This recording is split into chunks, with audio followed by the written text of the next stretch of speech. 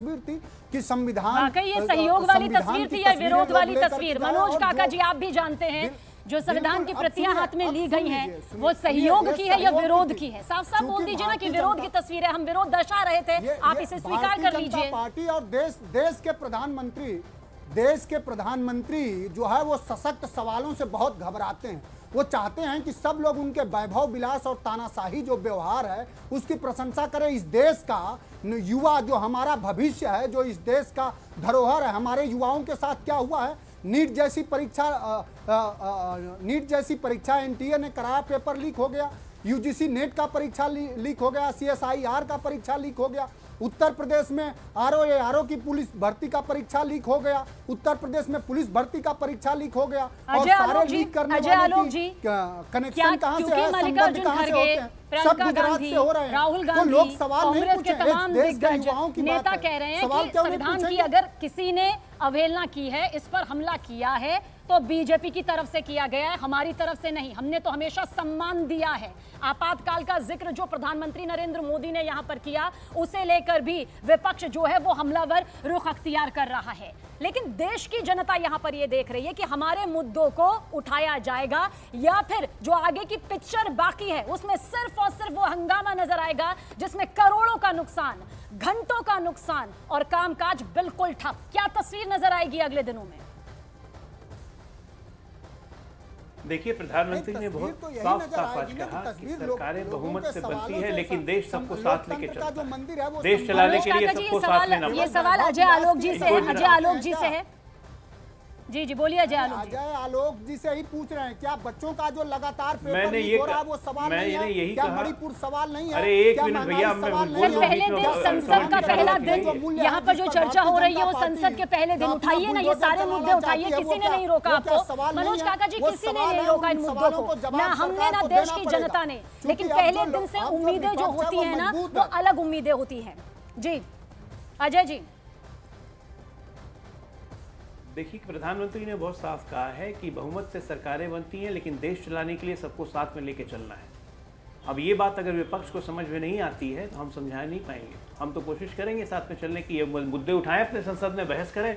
ये तो गुरिल्ला छापामारी करते हैं ना, ये तो बोल के भाग जाते हैं, वॉकआउट कर जाते हैं या सदन चलने नहीं देते हैं, जो इनका पिछले 10 साल का ट्रैक रिकॉर्ड रहा है। क्योंकि बहस करने की हिम्मत है नहीं।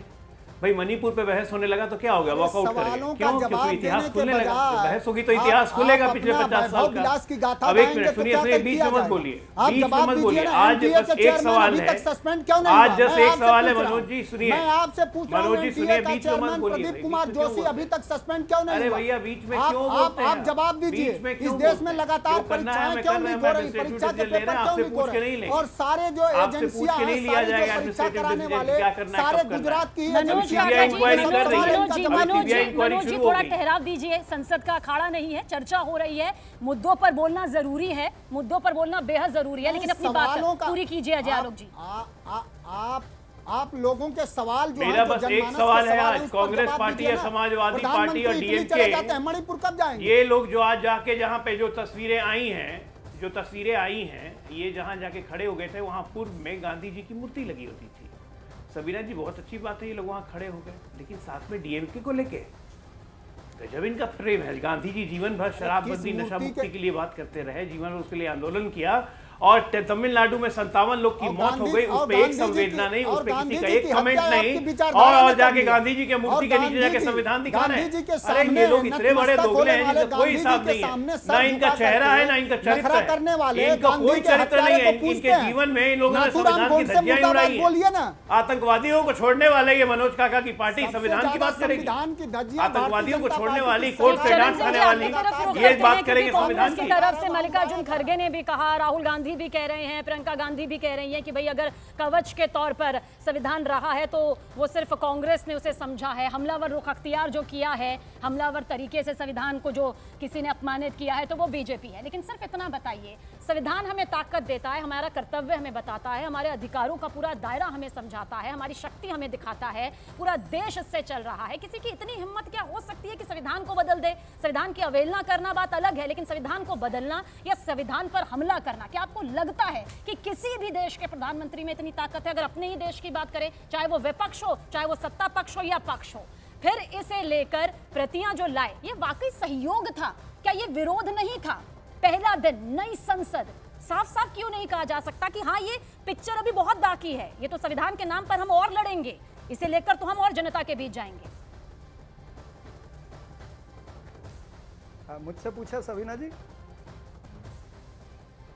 चरण जी सवाल, जी आपसे ही सवाल पूछा है। जी चरण जी। हाँ। देखिए जो आप कह रहे हैं संविधान बदलने की बात कह रहे हैं, मैं आपको याद दिला दूं, ये कोई कांग्रेस पार्टी या विपक्ष के किसी भी नेता ने नहीं कहा था कि 400 पार हमें इसलिए चाहिए क्योंकि हम संविधान बदलना चाहते हैं। ये तो भारतीय जनता पार्टी के तमाम सारे नेता थे, सांसद के उम्मीदवार थे जो चुनाव लड़ रहे थे, उन्होंने खुद कहा कि 400 पार हमें इसलिए चाहिए क्योंकि हम संविधान बदलना चाहते हैं। तो इसी की मार तो इनको पड़ी है, इसी के ऊपर वक्तव्य तो एकनाथ शिंदे ने भी किया है। प्लीज मुझे बोलने दीजिए, अगर आपने सवाल पूछा ना सवीना जी। मेरी इस बात के बाद अपनी पूरी बात करिएगा, 1 मिनट लीजिएगा, आराम से लीजिएगा। बहुत सारे उम्मीदवार आते हैं, चाहे वो बीजेपी हो, चाहे कांग्रेस हो, चाहे एसपी हो, बीएसपी हो, आरएलडी हो, आरजेडी हो, जेडीयू, कोई भी हो, उनके उम्मीदवारों की तरफ से क्या क्या बयानबाजियां होती हैं वो पूरे देश की जनता देखती है। क्या देश के प्रधानमंत्री ने कहा, क्या देश के किसी ऐसे उच्च स्तरीय पद पर बैठे हुए जिम्मेदार प्रतिनिधि ने कहा कि जैसे ही 400 पार होगा हम सब कुछ बदल देंगे, हमारी तानाशाही चलेगी, मनमानी चलेगी? एक नाम बता दीजिए आप मुझे जिन्होंने डंके की चोट पर कहा कि ऐसा हो जाएगा, बस आने दीजिए 400 पार। नहीं, आप सवीना जी, आप इनको जरा भी कवर फायर देने का काम मत करिए। जनता ने ऑलरेडी इसके ऊपर निर्णय दे दिया। अनंत कुमार हेगड़े क्या इनके पूर्व केंद्रीय मंत्री नहीं है? ज्योति मिर्धा क्या इनकी नेता नहीं है? अरुण गोविल क्या इनके नेता नहीं है? नहीं, हाँ मैं तो नाम लेके बोल रहा हूँ ना, मैं तो नाम ले ही तो रहा हूँ। क्या ये नेता जो हैं ये भारतीय जनता पार्टी में इनका कोई कद नहीं है? तो फिर ये काहे के क्यों बोल रहे थे? और फिर नरेंद्र मोदी जी को 36 बार उसका क्लैरिफिकेशन क्यों देना पड़ा? खैर, इसके ऊपर जनता ने निर्णय दे दिया है। एकनाथ शिंदे ने खुद कहा है, छगन भुजबल ने खुद महाराष्ट्र के अंदर कहा है कि हमें अगर मार पड़ी है महाराष्ट्र के अंदर तो वो इस स्लोगन से पड़ी है कि जो 400 पार का नारा था वो गलत नारा था, उससे हमारी हार हुई है, ये उन्होंने खुद कहा है। इन्हीं के अलायंस पार्टनर है, हमारे नहीं। देखिए, दरअसल भारतीय जनता पार्टी और देश के प्रधानमंत्री को ना ये पीआर, टीआरपी और हेडलाइन मैनेजमेंट से परे हटना चाहिए अगर देश की संसद चलानी है तो। देश की संसद चलाने के लिए विपक्ष का सहयोग मिलेगा? क्या विपक्ष का सहयोग मिलेगा? मनोज काका,